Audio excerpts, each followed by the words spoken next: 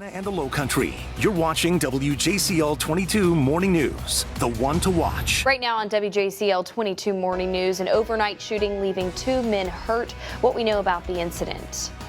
Plus, another shooting on Tybee Island where somebody else is injured. What police know about this ongoing investigation. And Georgia Supreme Court is hearing arguments about a land battle for Sapelo Island. Who is fighting for what and how long this ruling could take.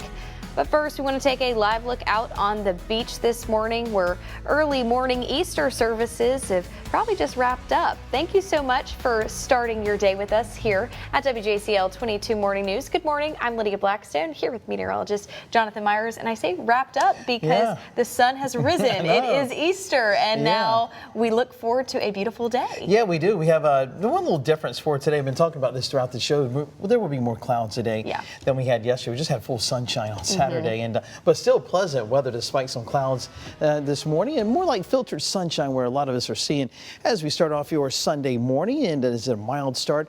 Many of us now begin to warm up into the 60s, 82 this afternoon. So pleasant later today, and then we'll see some more clouds, especially after sunset this evening. Mostly cloudy, but not a bad day for outdoor activities. No chances of rain all the way through the afternoon. So there's that look at that Easter forecast, and see those clouds streaming in from the south and west. So like I said, we will see some filtered sunshine throughout a good part of the daytime, and then warm weather is going to extend not only today but as we go throughout the weekend. Tracking out chances for some much needed rain by Wednesday. I'll detail that for you coming up in less than 10 minutes. We start this morning with breaking news. Savannah police responding to a shooting that left 2 men hurt. It happened around 2 a.m. this morning on Jefferson and Bay Street. It is an active, ongoing investigation. So if you have any information, you're asked to call Crime Stoppers with the number on your screen.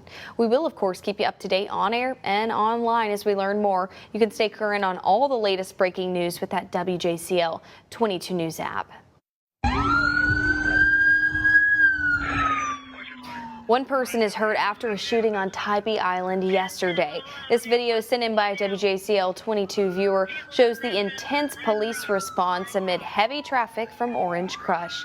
Despite the timing, city officials say the shooting is not related to Orange Crush.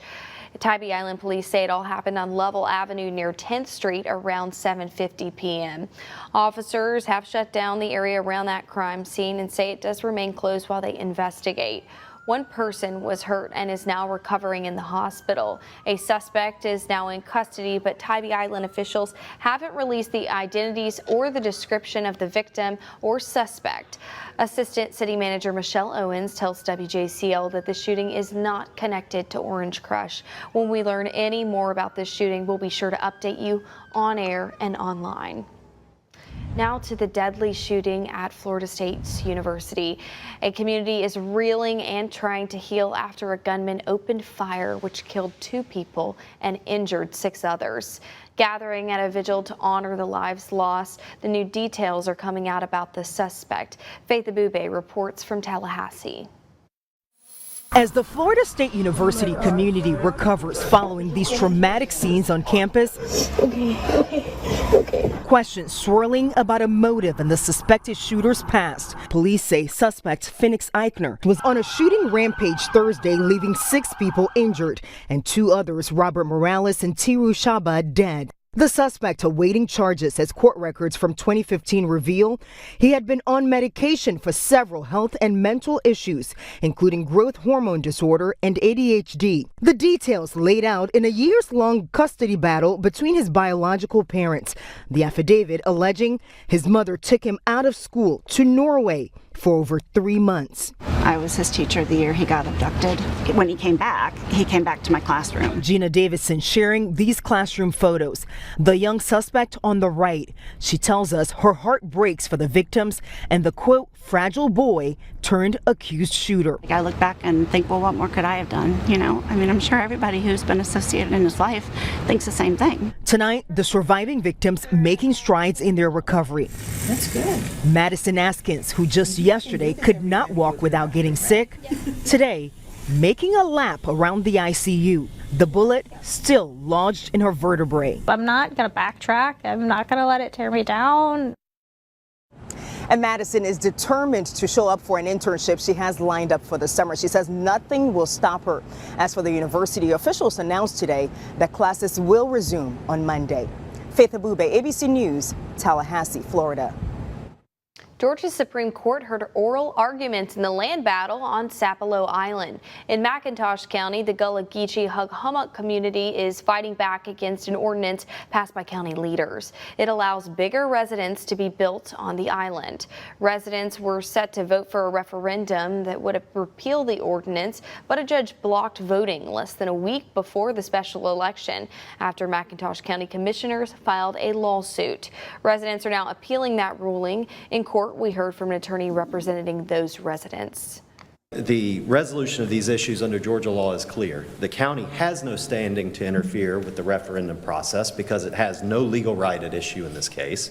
And two, the referendum power applies to zoning ordinances because all potentially relevant legislative power for counties to pass ordinances, resolutions, and regulations emanates from the Home Rule section of the Constitution. And McIntosh County's attorney explaining the blurred lines of zoning ordinance when questioned by the justices. Can building codes be incorporated into zoning ordinances? How about this? I've seen it done. So that's where where this court might say to the county, nice try, county, nice try to call building codes of zoning, but the reality is the authority for a county to adopt building codes is in Article 9, Section 2, Paragraph 3. But yes, I've seen it done, and obviously there's some line blurring there. A ruling by Georgia Supreme Court could take up to 6 months. Savannah Mayor Van Johnson is gaining national attention. He was recently named the president of the African American Mayors Association. Mayor Johnson released a statement yesterday saying he looks forward to advocating for the needs of cities on the national level.